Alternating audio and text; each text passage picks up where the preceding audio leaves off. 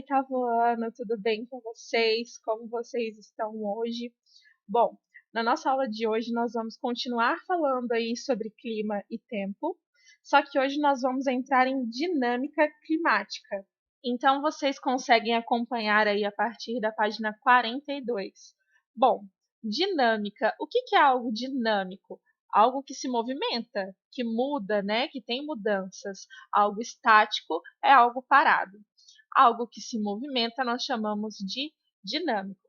Então, a dinâmica climática, ela vai falar justamente dessas mudanças aí em relação ao clima, certo? Que não é algo estável, não é algo parado.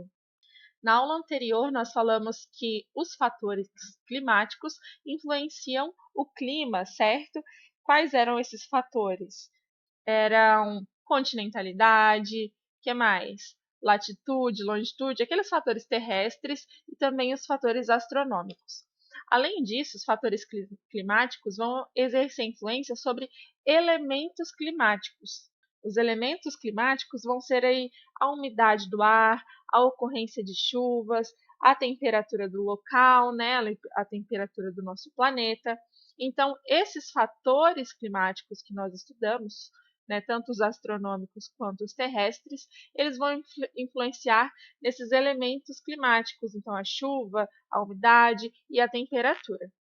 Quando a gente fala de clima, a gente tem que entender que quase tudo aí em relação ao clima está interconectado, né, por essa dinâmica, por essas mudanças, onde cada variável, cada uma delas, vai acabar influenciando as demais, como se fosse um jogo de dominó.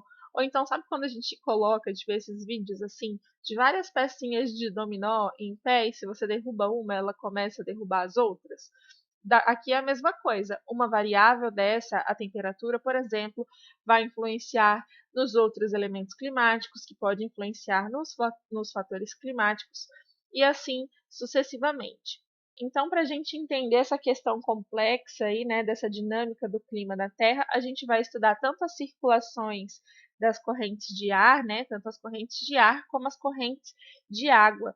Na aula de hoje nós vamos falar sobre as correntes de ar e sobre essa circulação atmosférica.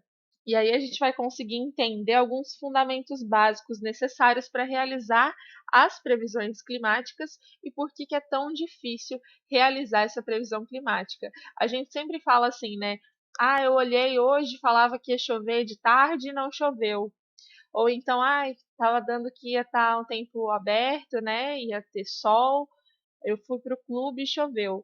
Por quê? Porque é uma dinâmica, pode mudar a qualquer momento. A previsão ela não é algo assim certeiro, né? Um outro elemento ou um outro fator climático pode influenciar e fazer com que aquilo ali se altere. Então é uma previsão do que pode acontecer, o que é provável que aconteça, mas também pode mudar a qualquer momento.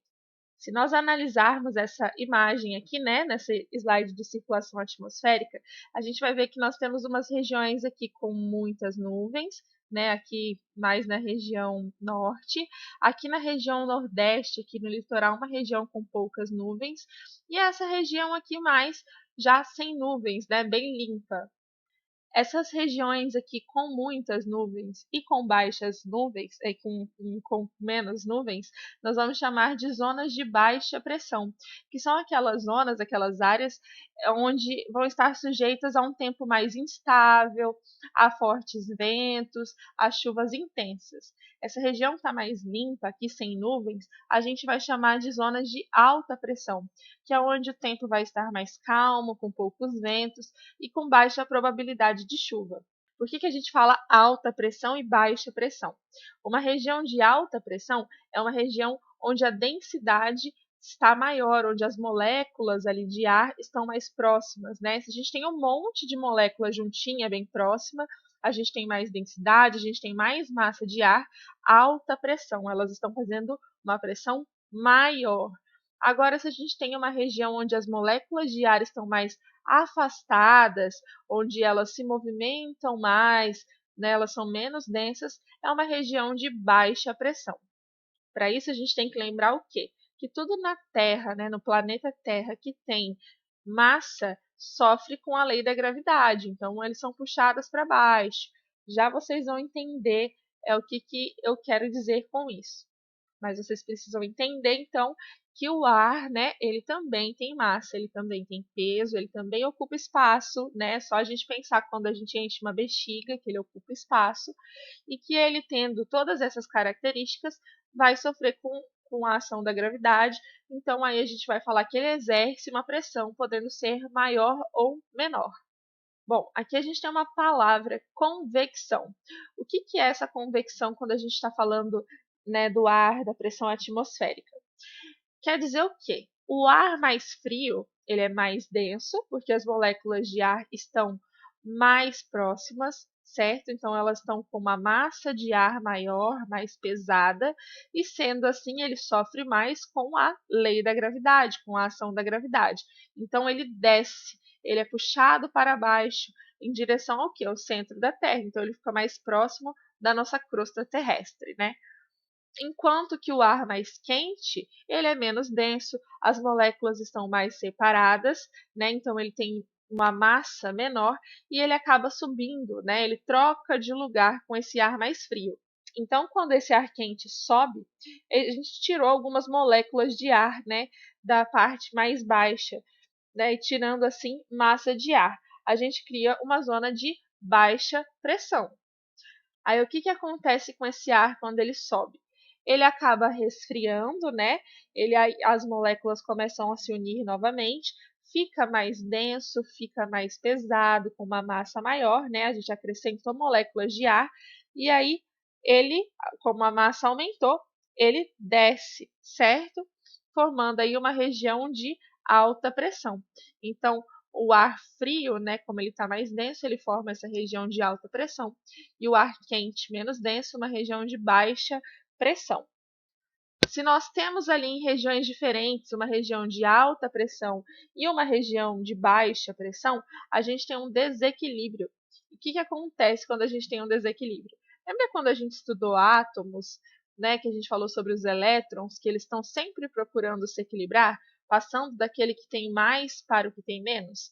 Aqui acontece basicamente a mesma coisa. Se a gente tem uma região de alta pressão e uma de baixa pressão próximas, elas estão desequilibradas e elas tentam encontrar esse equilíbrio.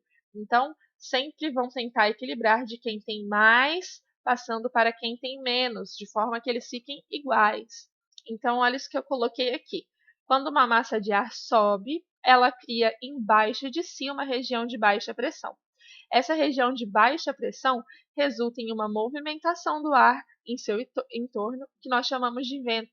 Então, quando tem esse equilíbrio, tentando passar de quem tem mais para quem tem menos, a gente acaba criando aquilo que a gente chama de vento ou de brisa. Olha aqui um exemplo clássico disso. A brisa marítima, né, e a brisa terrestre. Então, quando a gente está na praia, né, ali na beira do mar, por mais que esteja quente, sempre tem aquela brisa, certo? Aquele ventinho para dar uma refrescada, não é? Ó, durante o dia, a areia esquenta mais que a água, certo? Porque lembra que a gente falou que regiões continentais elas retêm calor mais fácil? Então, a areia esquenta mais que a água e assim ela esquenta também o ar que está sobre ela. Então, o ar que está sobre a areia é mais quente do que o ar que está sobre a água. E aí, esse ar mais quente, ele é menos denso e ele acaba subindo, né, na atmosfera. E aí a gente cria uma região de menor pressão. Então, aqui a gente vai ter uma região de baixa pressão e aqui sobre a água uma região de alta pressão, porque o ar está mais frio, com mais moléculas, mais massa de ar, e aí eles precisam se equilibrar. Então surge a brisa marítima, que é essa região aqui que está com a pressão maior, ventando em sentido à praia, né, para equilibrar aqui sobre essa areia. Por isso que surge essa brisa. Bom, eu espero que vocês tenham entendido para vocês conseguirem realizar as atividades de hoje. Qualquer dúvida, eu estou aqui disponível no nosso horário de aula, né? E para vocês tirarem as dúvidas e para que eu possa explicar, para vocês fazerem a tarefa de vocês. Então, beijo e até a próxima aula.